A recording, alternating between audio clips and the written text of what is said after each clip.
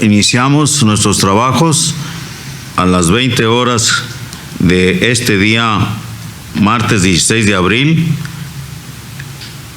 en donde celebraremos esta sesión académica con la presentación del libro Luca Pacioli, Mecenas, Maestros, Autores y Alumnos, con la participación del doctor José Humberto Chávez Aranda, consocio y autor, y la doctora Adriana Ruiz Rasura, expresidenta y presentadora.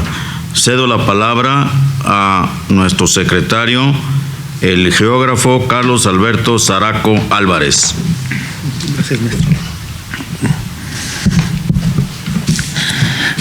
La doctora Adriana Ruiz Rasura, arquitecta por la Universidad de Guadalajara, maestría en Historia y doctorado en Humanidades y Artes por la Universidad Autónoma de Zacatecas, profesora e investigadora de tiempo completo en la Universidad de Guadalajara, miembro del Sistema Nacional de Investigadores Nivel 2, coordinadora fundadora de la Maestría en Gestión y Desarrollo Cultural de la UDG desde el 2005, posgrado seleccionado entre los mejores posgrados del mundo a nivel del mundo según la Eduniversal Best Master Program, más o menos.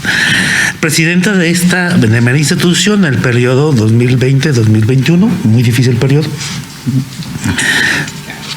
Galardón Orgullo Académico 16-2024, creador emérito por el FONCA 2023, Premio Jalisco en Humanidades 2019, Ciudadana de la República en el 2020, Premio Éxito en Excelencia Académica en el 2021, conferencista internacional con más de 15 libros publicados en investigaciones históricas, la cual va a comentar el libro. Adelante, doctora. La presentadora.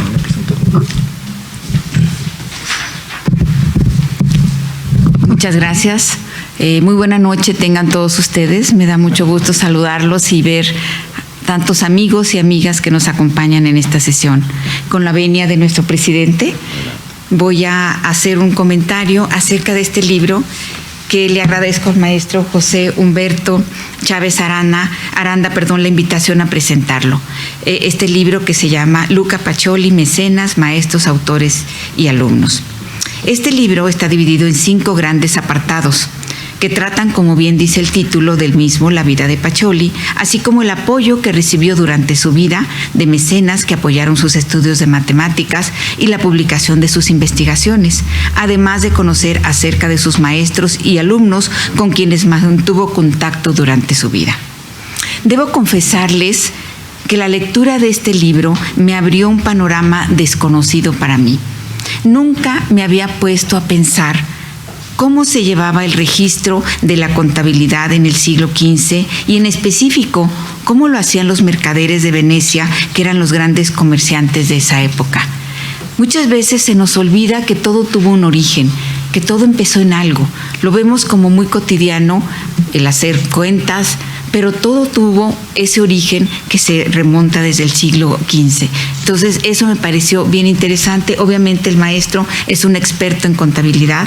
Entonces, para ustedes como un idioma cotidiano, pero para nosotros no lo es. Entonces, me pareció esa parte muy interesante y le agradezco al maestro que me haya permitido conocer ese aspecto de la contabilidad, porque él nos va contando con detalle la vida de este fraile italiano, nacido en la Toscana en 1445, quien al quedar huérfano de padre pasó a vivir con la familia de Messer Folco de Giovanni Bofolci, quien se dedicaba al comercio a gran escala y donde seguramente tuvo el primer contacto con los conocimientos prácticos de las matemáticas y de las relaciones comerciales. Entonces, este niño empieza a embeberse en el ambiente familiar y va aprendiendo sin querer, sin saber, sin imaginar que después ese sería el gran camino por el cual seguiría. Su vida la dedicó al estudio y enseñanza de las matemáticas, por lo que se le reconocería al tiempo como cátedra ambulante.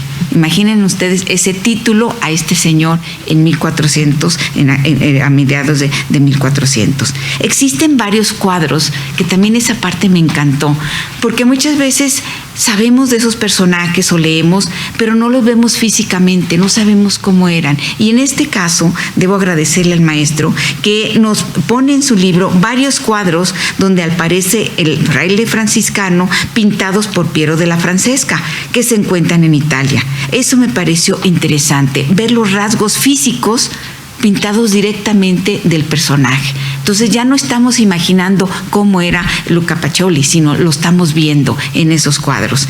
Es sorprendente saber cómo Fray Luca Pacioli describe en su obra, la obra más importante, que es titulada Suma de Aritmética, Geometría, Proporciones, Proporcionalita, escrita en 1494 a los 33 años de edad. Un método, escribe ahí un método de contabilidad de partida doble, que a la fecha se sigue utilizando 500 años después de su publicación. O sea, vean ustedes el impacto que tuvo la investigación que hace este señor de la contabilidad, impresionante. Además, habla de la teneduría de libros, de sistemas monetarios y de geometría pura y aplicada. Comenta el maestro Chávez Aranda que se le considera un revolucionario cultural de su época, debido a que abandona el lenguaje de los intelectuales, que era el latín, y escribe su obra en lengua popular. Y además tuvo el atrevimiento de utilizar el sistema numérico arábico, adelantándose varios siglos a la legislatura italiana, que establecía la obligación del uso de números romanos en los registros contables. Imagínense esa visión que tuvo él a futuro para hacerlo más claro todo lo que tuviera que ver con la contabilidad. Entonces, yo suponiendo ahorita, a veces cuando vemos el montón de numeritos romanos, ¿qué dice aquí? O sea, son tan complicados. Y él, imagínense, desde aquella época decidió hacerlo utilizando los números arábigos. Existe otro cuadro pintado por Jacobo de Barbari en 1495, donde Luca Pacioli posó con su hábito franciscano y que se supone que está impartiendo cátedra. Entonces, era un gran investigador. Él se ordena sacerdote, fraile, ya a la edad mayor de 27 años, 28 años, ¿verdad? ¿verdad? Entonces, entra él al convento, pero realmente yo creo que él fue un personaje que nació para educar, para dar cátedra, ¿verdad? Porque viajaba por toda Italia precisamente dando clases, porque era lo que a él lo nutría.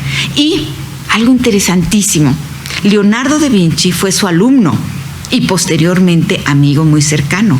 Vivieron juntos en Florencia y Da Vinci en su biografía reconoce que se reunía con Luca a estudiar matemáticas y geometría. Entonces, o sea, todo lo que hizo Da Vinci tuvo un origen precisamente en lo que Luca Pacioli le estuvo enseñando. En 1499, Luca escribió un libro dedicado al ajedrez. Aquí les comento que en ese momento, como hecho adrede, me encontraba leyendo el libro de Arturo Pérez Reverte, La tabla de Flandes, que trata acerca, es un cuadro precioso, ¿verdad?, donde está una partida de ajedrez, que están ahí. Y entonces, de alguna manera conecté ambas investigaciones, la novela con la investigación de Luca en este libro que estaba yo leyendo, y me agradó saber que Leonardo da Vinci fue quien realizó los dibujos que muestran las distintas jugadas de ajedrez con la mano izquierda.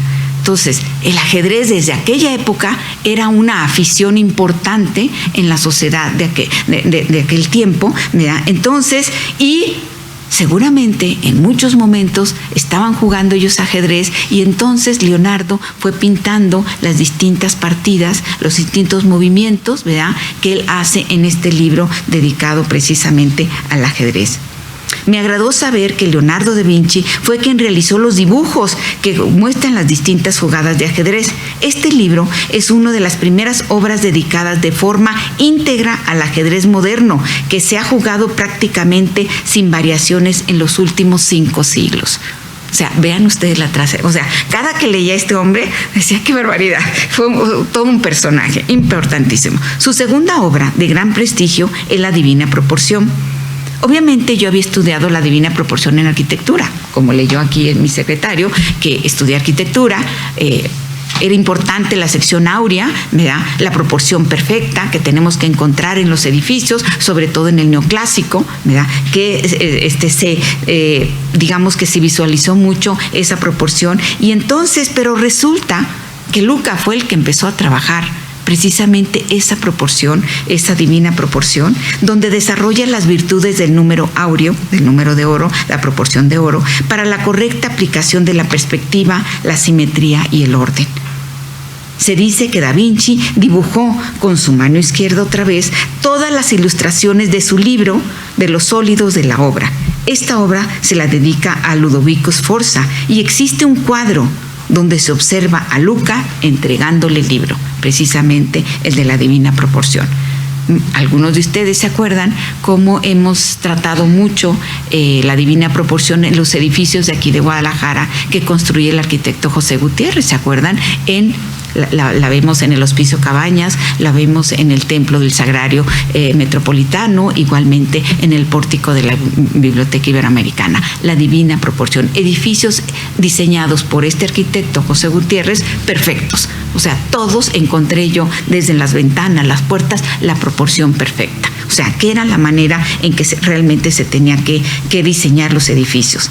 Debo comentarles que la sección áurea o la proporción de oro era para diseñar edificios perfectos. Entonces, todos estos edificios tenían que basarse en unas fórmulas y esas fórmulas nos las daba la proporción áurea, la proporción de oro. Entonces, todo eso es algo, otra aportación más que Luca Pacioli hace al conocimiento.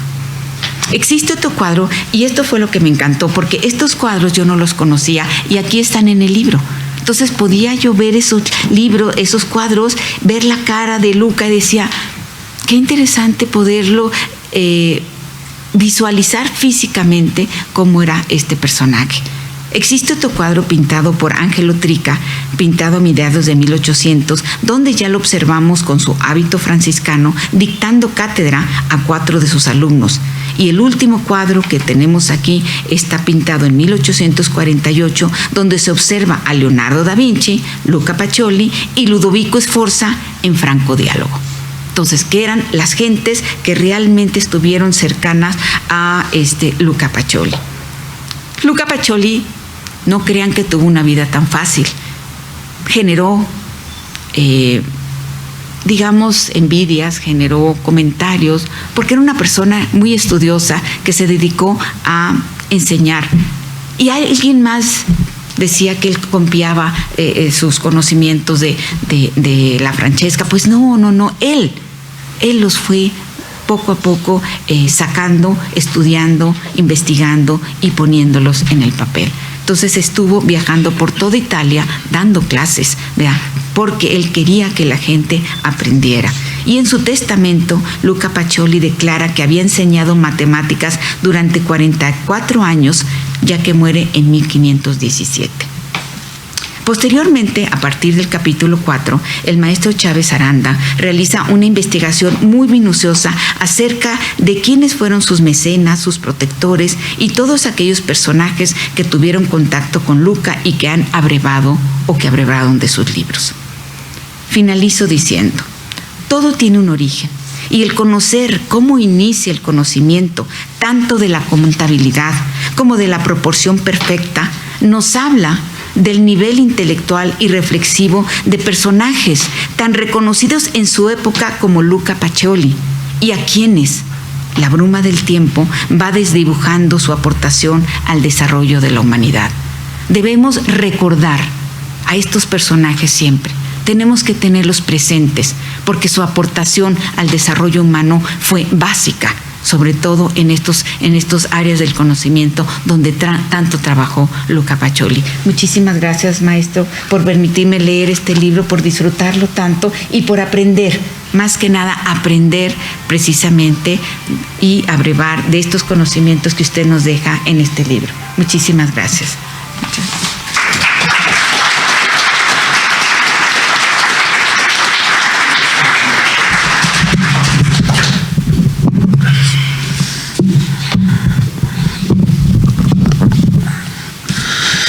El autor del libro, el maestro José Humberto Chávez Arana, es originario de Encarnación de Díaz, Jalisco, contador público y auditor por la Universidad de Guadalajara. Obtuvo el grado de maestría en metodología de la enseñanza y en el análisis de impuestos. Ha impartido cátedra a nivel de licenciatura y maestría en la Universidad de Guadalajara, en donde formó como parte del Centro de Investigaciones de la Facultad de Contaduría y Administración. Ha sido maestro huésped en varias universidades. Conferencista en diversos temas fiscales, financieros, sobre la transparencia, así como de la historia de diversas instituciones, como en la Administración Fiscal Regional de Occidente, la Secretaría de Hacienda y Crédito Público, del Instituto Mexicano del Seguro Social, de la Secretaría de Finanzas del Estado de Jalisco y de la Universidad del Valle de Tepeyac, por mencionar algunas. Fue socio fundador del Colegio de Contadores Públicos de la Universidad de Guadalajara, presidente del Colegio de Licenciados en Contaduría Pública, AC, presidente de la Comisión de Principios en Contabilidad de la Federación de Colegios de Contadores Públicos, AC, miembro de esta institución desde el 2006, doctorado honoris causa por el Instituto de Iberoamericana para la Defensa de los Derechos Humanos y Ciencias Jurídicas. Sus libros publicados comprenden temas contables, financieros, fiscales, mercantiles, laborales, de la microhistoria y sobre personajes que trascendieron en las actividades a las que se dedicaron, siendo estos más de un centenar de libros. Dejo la palabra.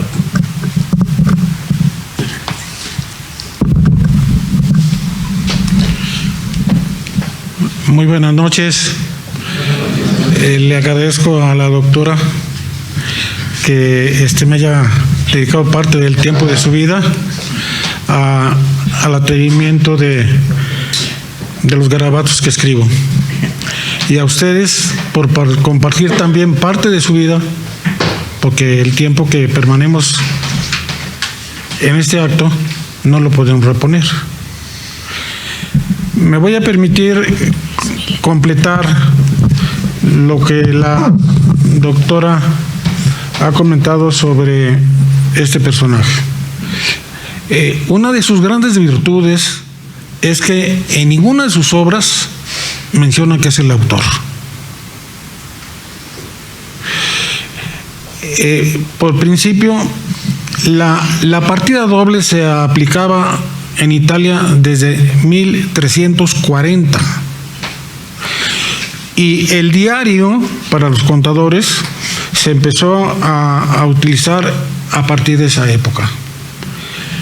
Y el diario I Mayor, a partir de 1494, que se publica la suma de la aritmética, geometría, proporción y proporcionalidad, que no es un libro sobre contabilidad. Está dividido en varias partes y me voy a permitir hacer algunas aclaraciones respecto a la trayectoria de este personaje, que en mi opinión el mundo cultural no le ha reconocido su real aportación. Queda huérfano a los 14 años de edad. Y eran 3 hermanos y únicamente a él se consigue que una familia lo adopte y a los otros 2 hermanos no. Ellos se van a un orfanatorio, a Casa de la Misericordia, y terminan su vida siendo frailes franciscanos menores, que con él prácticamente no tienen ningún contacto. A los 14 años de edad, con el personaje que vive, recordemos que el concepto de familia que nosotros tenemos hoy en día es en función a los nexos de sangre, y la familia italiana era en función a los que vivían bajo el mismo techo. Entonces él dice que fue acogido a los 14 años en un seno familiar de un comerciante, precisamente en Borgo de San Sepolcro, donde nace él, y es el primer contacto que tiene con matemáticas, con trato comercial y con el concepto de la administración de una empresa. Permanece allí durante un poco tiempo y simultáneamente ingresa al taller de Piero de la Francesca, que es al que se le reconoce en el campo de la pintura el origen del difuminato. Y empieza él a estudiar los tratados del ábaco, de matemáticas, de perspectiva de la pintura y de los 5 cuerpos regulares. A los 21 años, León Alberto Bautista, que fuera el secretario general del Papa, recibe de Piero de la Francesca una recomendación para que el joven Fray Luca salga de su lugar de nacimiento y se vaya a Venecia. Llega a Venecia a los 21 años de edad y trabaja como preceptor de los 3 hijos del señor Rompiasi y simultáneamente les enseña el ábaco, el manejo del ábaco. Y en esa época ingresa también a la escuela del Rialto, en propio Borgo donde nace él, y aprende a enseñar. Es donde aprendo a enseñar.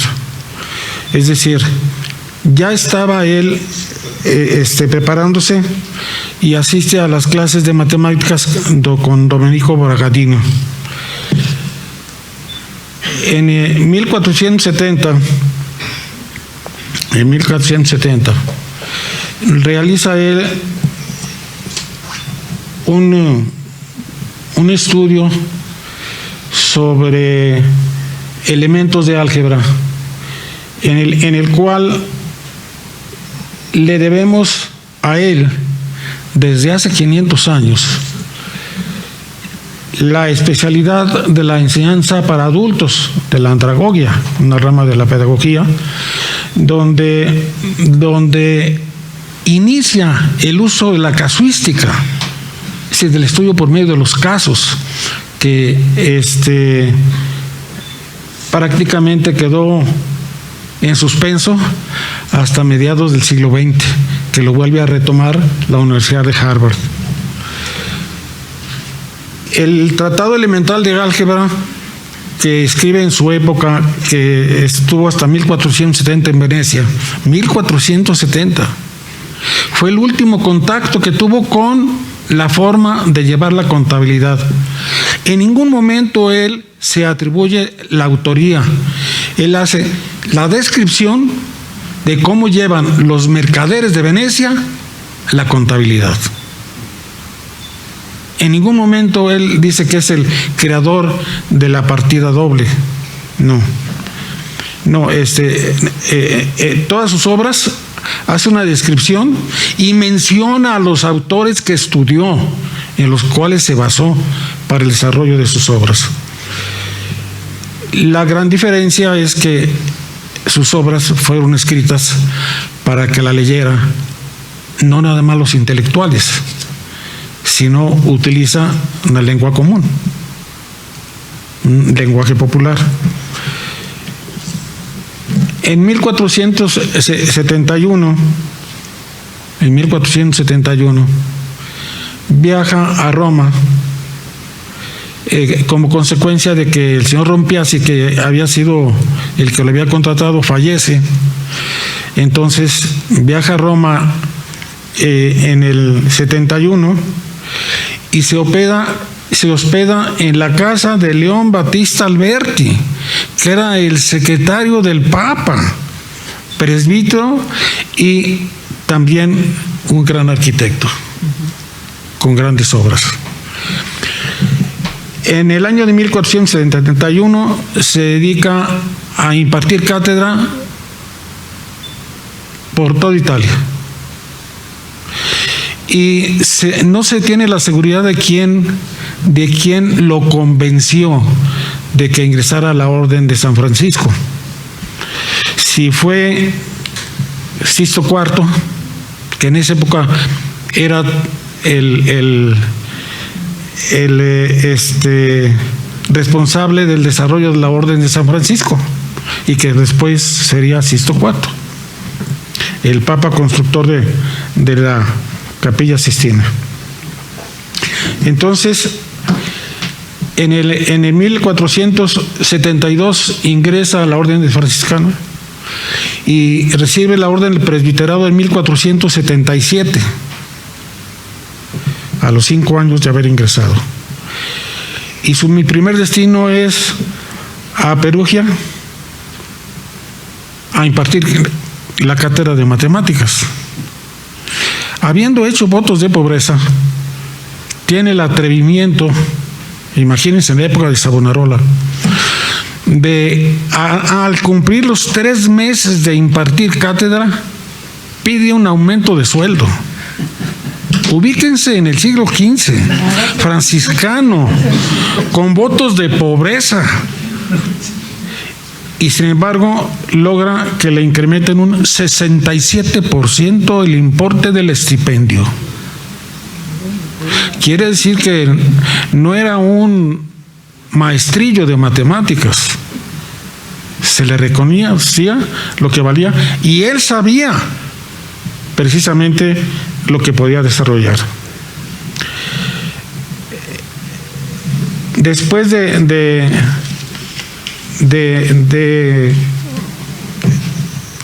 terminar él su estadía en Perugia, en 1478 se publica la obra de Fibonacci, que es uno de los autores que él comenta en su obra. La obra de Fibonacci no fue sobre contabilidad, fue sobre aritmética comercial. En 1480 desarrolla una obra sobre álgebra y se la dedica a los alumnos de Perugia. Igual que hizo con los hijos de Rompiazzi en Venecia. La obra que escribió también se la dedica a los alumnos. Es muy típico en él. En el año de 1480 sale y se va a Zara, Yugoslavia. No es porque él quisiera irse, era porque la orden lo enviaba allá. Él ya era franciscano, no era que él quisiera irse. Y durante esa época es la primera ocasión que imparte la cátedra de teología. Matemáticas en primer lugar y teología posteriormente. Y desarrolla un tratado del ábaco con casos sutiles y difíciles que no se llegó a editar. Nada más se tiene el manuscrito. En 1485 viaja a Florencia. En el 97 otra vez a Perugia. Y en 1489 es declarado lector público de matemáticas en Roma. Regresa en 1491 a Borgo de San Sepolcro, donde nació él, para dar clases nuevamente a la juventud, y le pasó algo similar a Sócrates. Se le prohibió dar clases a la juventud. Los mismos hermanos de la orden franciscana. Posteriormente viaja a Padua, y en Padua recibe la primera amenaza de excomunión y es castigado a no impartir cátedra durante 2 años y destinado a Asís. Imagínense una persona que vivía, disfrutaba, él decía, hay que aprender para enseñar, y que disfrutaba él esa función, y que sea suspendido durante 2 años de dar clases. Regresa a Venecia 24 años después de haber tenido la experiencia de los movimientos comerciales y de cómo llevar la contabilidad. Es decir, la obra que escribe en 1494, en la sección que se refiere a la doble partida, la había él practicado 24 años antes, y hasta entonces desarrolla la obra. Fue publicada por Paganino Paganoni en noviembre de ese año, y a partir de esa obra que se publica, que posteriormente a principios del siglo XVI se vuelve a hacer otra edición, Leonardo da Vinci le pide a Ludovico Sforza, Ludovico el Moro, que contrate a Fray Luca para que imparta matemáticas en Florencia, e inicia la relación con Leonardo da Vinci. Permanece 4 años, y al ser atacado por el rey de Francia, deciden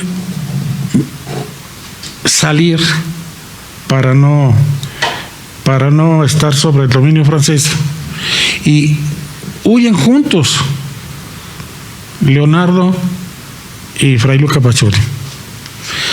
Pero en su trayecto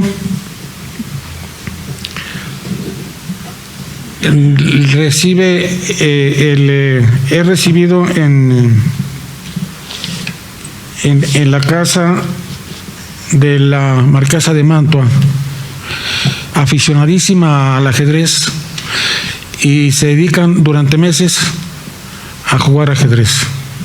Y Leonardo hace lo que prácticamente fue la característica de su vida: dejar los trabajos inconclusos. Aunque recibió la protección de la marquesa, que vivió en el castillo, inicia una pintura que dice: para mí ya está terminada, y la deja inconclusa. Y siguen viviendo en Florencia durante 6 años.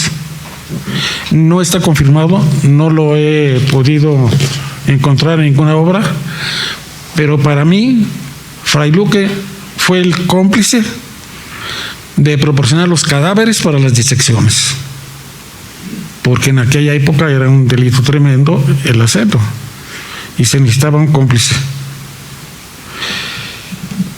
Y empieza a tener influencia en la estructura en sí de las grandes obras de Leonardo, las obras pictóricas, es decir, donde nosotros podemos analizar sus cuadros y vemos cuerpos geométricos dentro de ellos.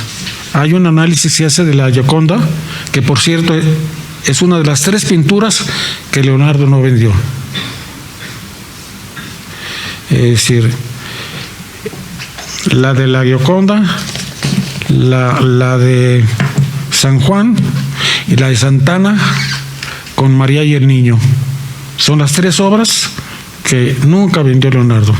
Las conservó hasta su fallecimiento. Ahora bien, ¿qué escribió sobre contabilidad? Lo hizo en 26 páginas. En 26 páginas. Todo lo que manejan los contadores ahora de la partida doble, que no hay deudor sin acreedor y que todo se lleva en cuentas, etcétera, en 26 páginas las describe.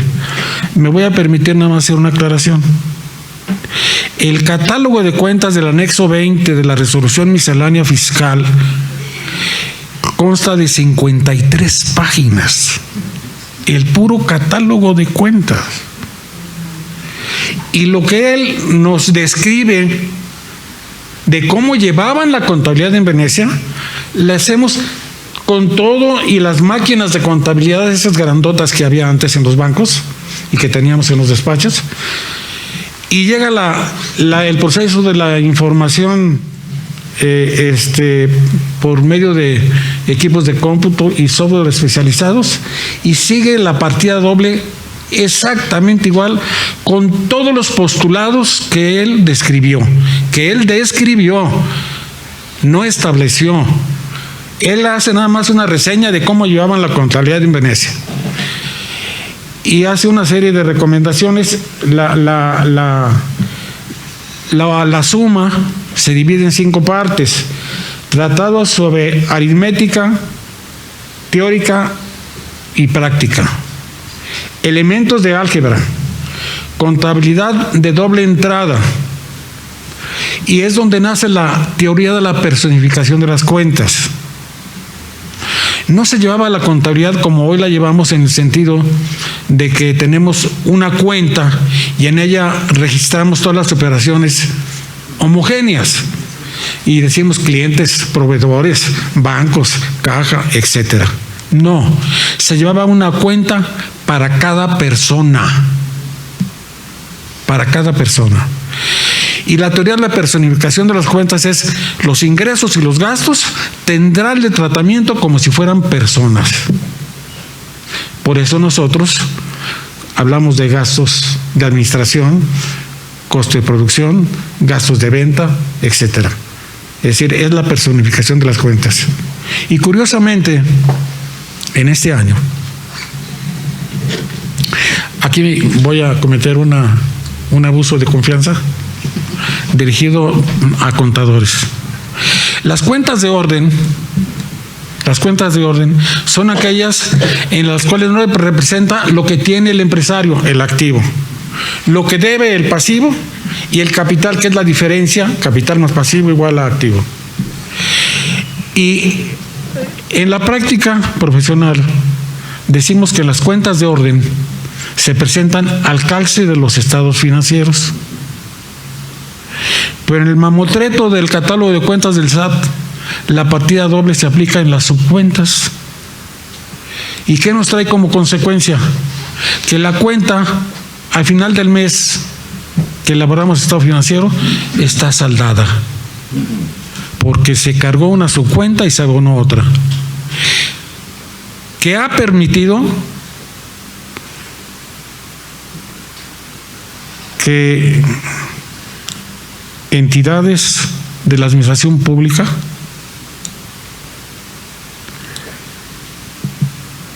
hayan constituido fideicomisos, sede de una institución educativa, no de Guadalajara, de 238 millones de pesos, dictaminada por contador público, porque no apareció en cuentas de orden. Pues no, pues estaba saldada. El contador, al recibir los estados financieros, se basa en el dictamen en función a lo que le proporcionan. Y la cuenta está saldada. Lo sé por el profesor emérito de esa institución de enseñanza superior, donde presenta la denuncia en función de ese sentido. Y como yo no soy alcancía, pues le di mi opinión respecto a lo que se estaba haciendo para proceder contra quien correspondiera. Es decir, ese es el Pacioli, el que describe cosas.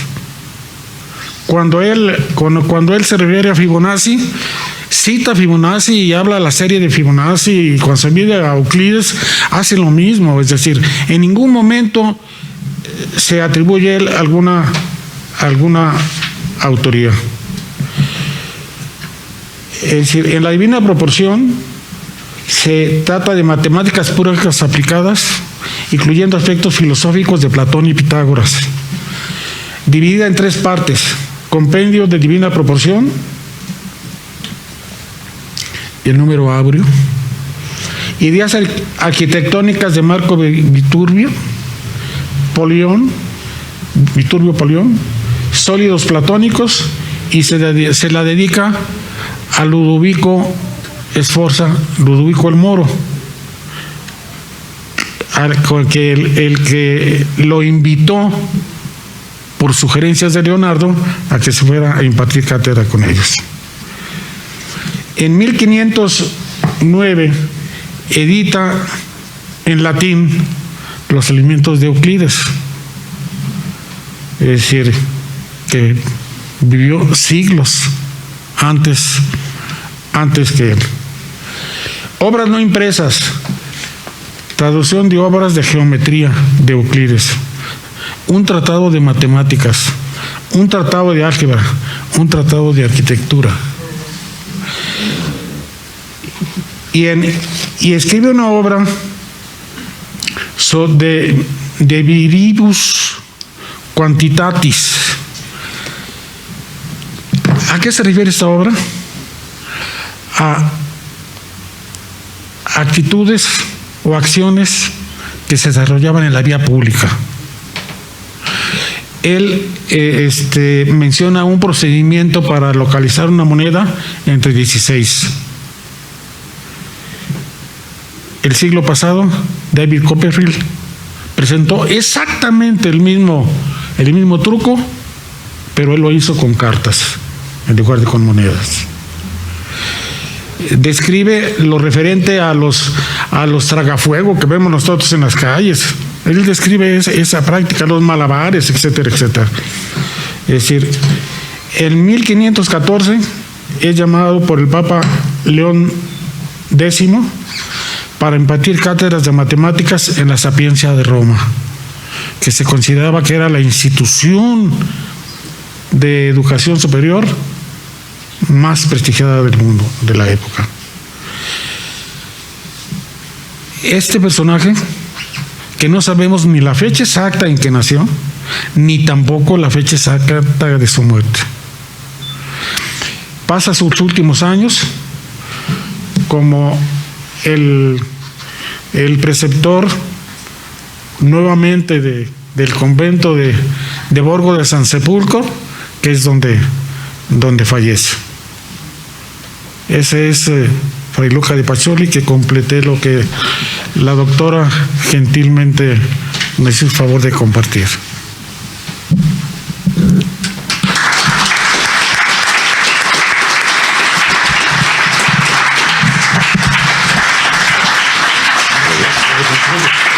Preguntas y respuestas.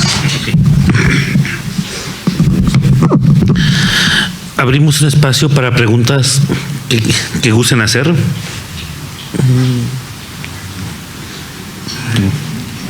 Estamos sorprendidos de la historia y de lo antigua que es la contabilidad. O sea, yo ni imaginaba siquiera el tiempo en que había iniciado. Gracias, maestro, por Es decir, esta investigación.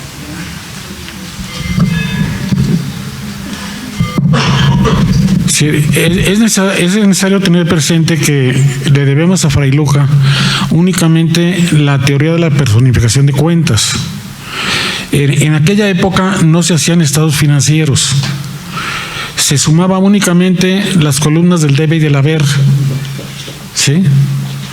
Y a él hace una serie de recomendaciones en sentido de lo que debería hacer el comerciante aparte de la contabilidad en el aspecto administrativo.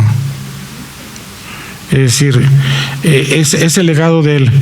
Ya los estados financieros son posteriores.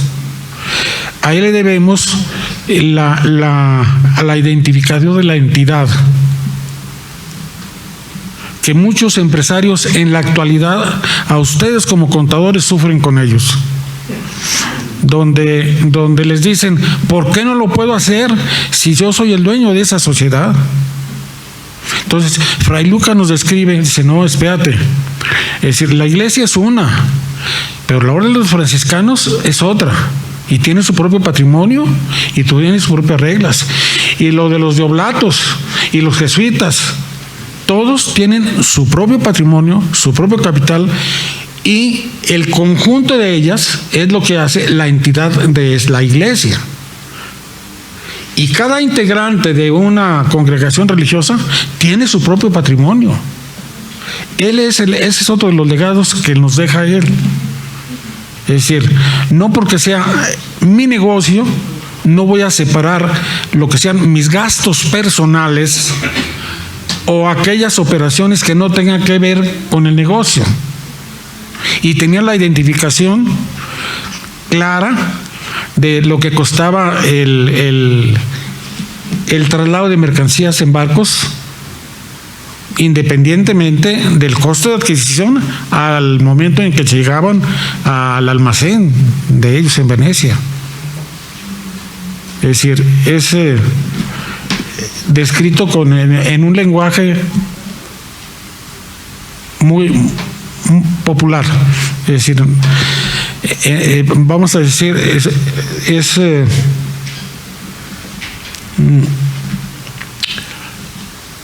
es una de las causas por las cuales también tuvo tanta relación con Leonardo, porque Leonardo, los intelectuales de la época no lo aceptaban porque no sabía griego. Entonces no era aceptado entre la intelectualidad. Es decir, entonces en Luca Pacioli encontró esa Maestro, por ejemplo, Lucas Pacioli describió, como ustedes ya bien lo comentaron, pero él fue mercader. No. ¿O simplemente describía a través de las matemáticas las actividades comerciales que realizaban? ¿O también él entraba al negocio? No, le mencionamos que a los 14 años entra a vivir en la casa de un mercader en su pueblo, y allí se desarrolla la habilidad de las relaciones comerciales, ¿sí? El trato con proveedores y control de mercancías a los 14 años, ¿sí? Y después en Venecia es contratado para ser el preceptor, el maestro de tres de los hijos de Rompiasi, y a la vez auxiliar en la empresa, y abandona Venecia cuando muere él, y vivía en el castillo donde vivía el mercader de Venecia, formaba parte de la familia. Maestro, en base a lo que explicaba hace rato de lo que hizo Luca Pacioli, y en base a toda la experiencia que tiene usted, ¿qué relación hay entre lo que él escribió y los principios de contabilidad general aceptados, o ahora las normas de información financiera? Los que me conocen saben que yo no soy alcancía.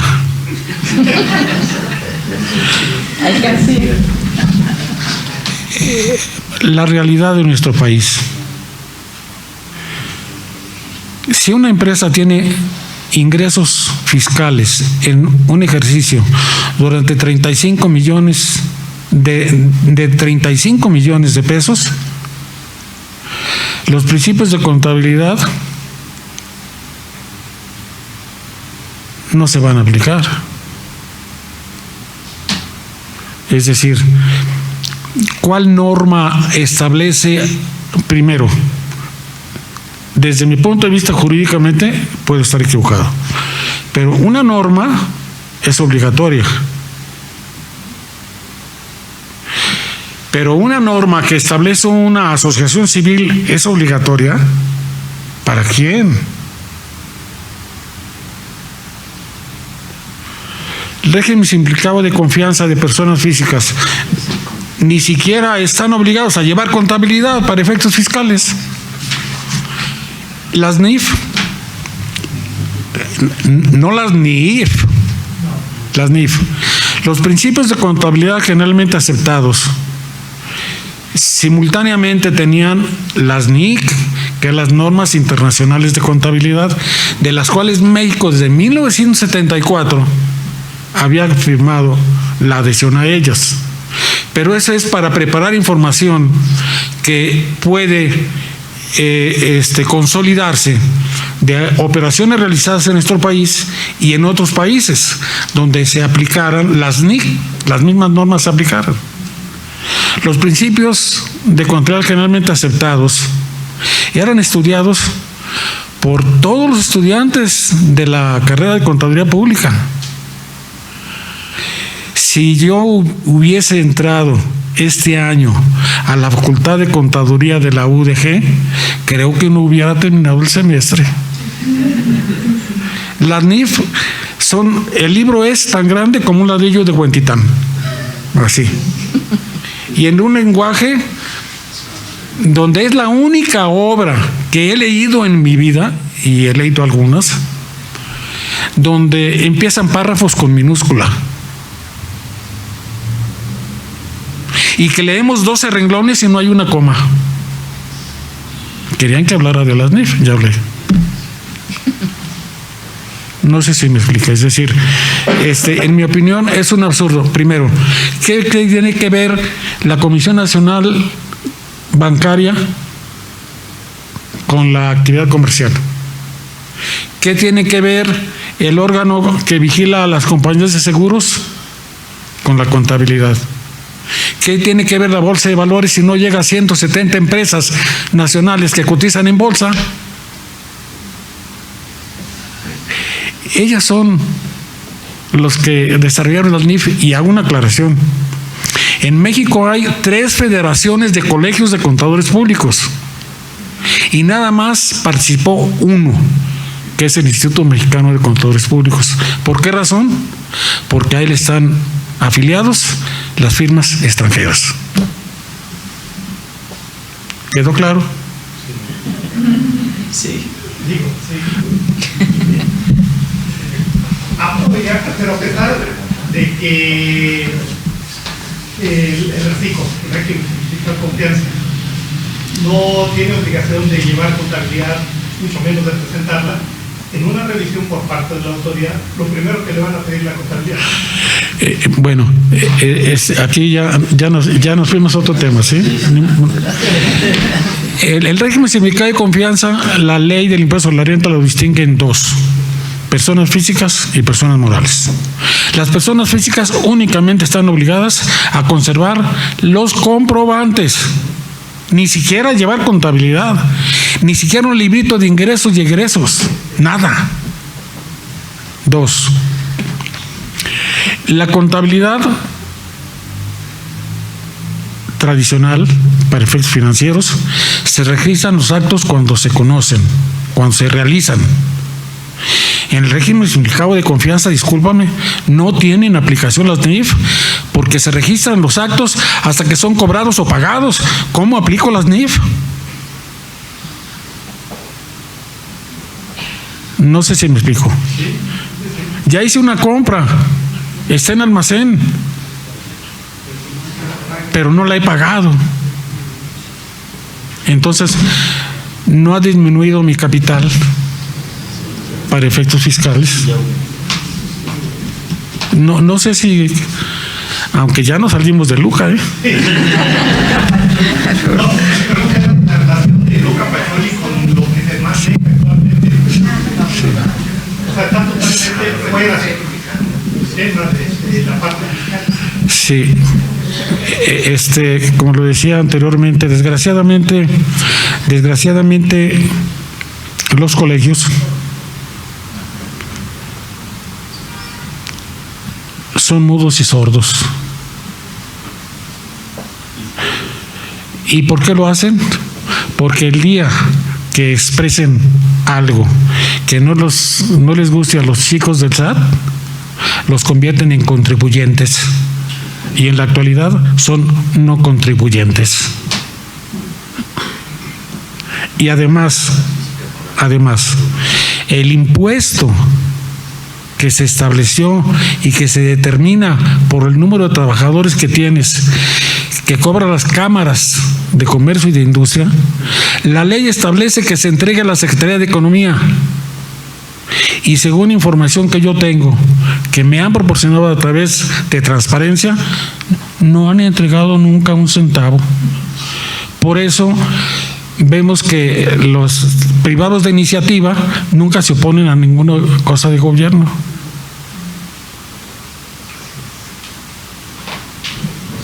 Sí, bueno, ¿para qué me hicieron hablar, Bien, gracias.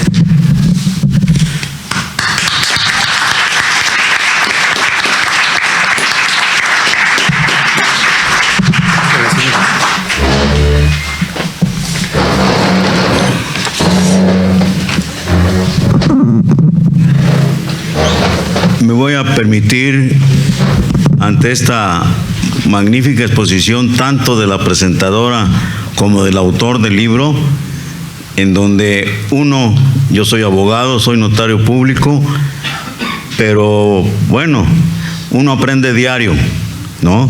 Diario aprende uno, así que hoy aprendí bastante, maestro, ¿eh?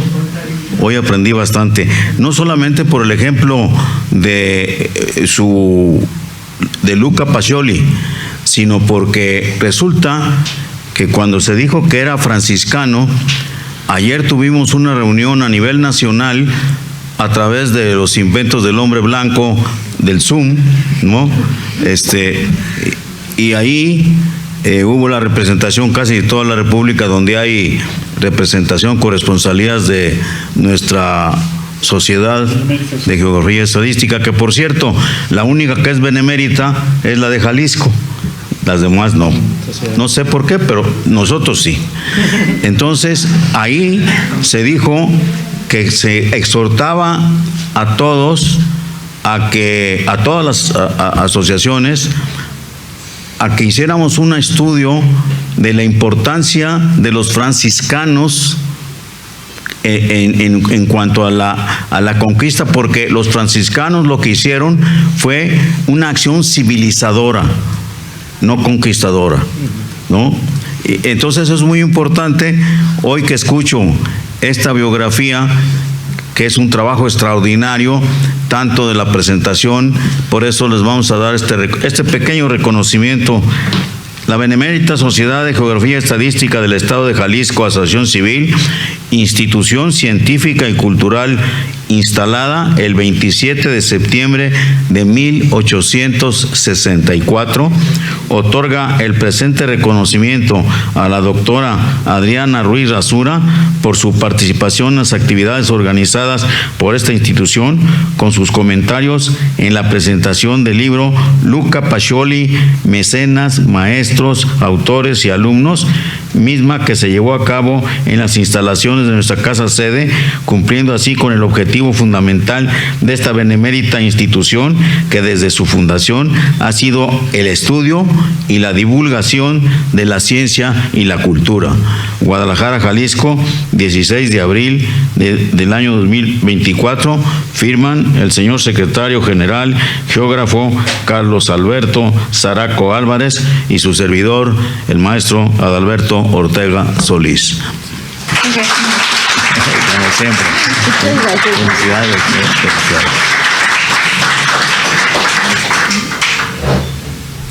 Y desde luego, con el mismo texto, el presente reconocimiento se entrega al doctor José Humberto Chávez Aranda por su participación en las actividades organizadas por esta institución con la presentación del libro Luca Pacioli, Mecenas, Maestros, Autores y Alumnos, misma que se llevó a cabo en esta instalación de nuestra casa sede, cumpliendo así con el compromiso de presentar un trabajo anual y con el objetivo fundamental de esta benemérita institución, que desde su fundación, como ya lo dije, ha sido el estudio y la divulgación de la ciencia y la cultura.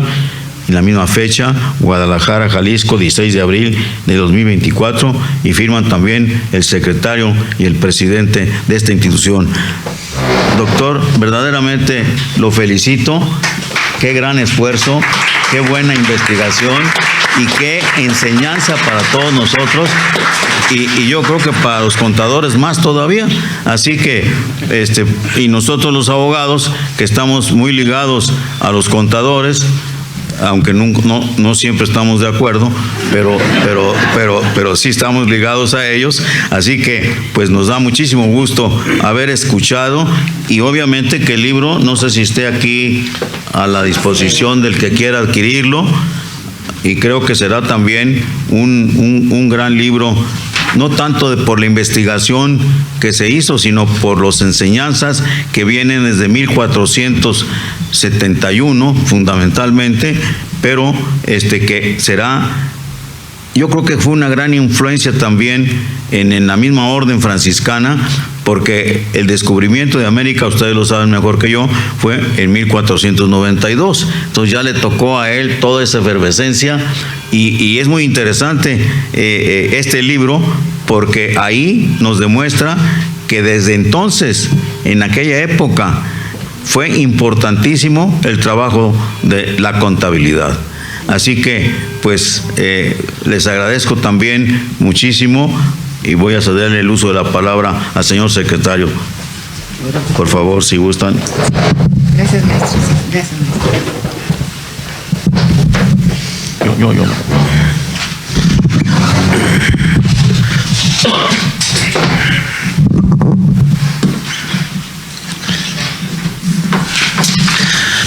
Agradecemos la presencia de nuestros expresidentes, la licenciada María del Pilar Sánchez Alfaro, el maestro Julio Alejandro Santillán Becerra y el maestro Eduardo Velasco Briceño. Muchas gracias.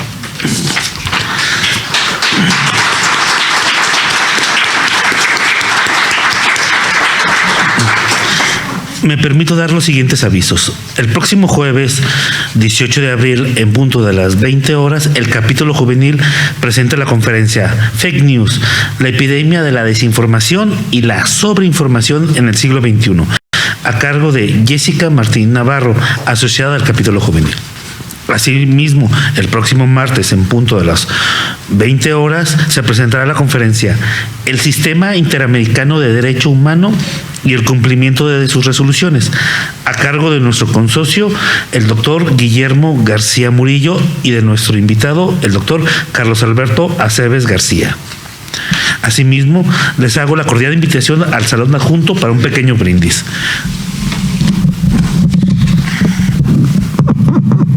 Bien, siendo las 21 horas con 4 minutos, declaro clausurada la sesión de este martes 16 de abril del 2024, sesión académica que disfrutamos todos y que agradecemos tanto a la presentadora como a su expositor y autor del libro. Muchas gracias por su asistencia, y están invitados a tomarse un pequeño refresco. Gracias.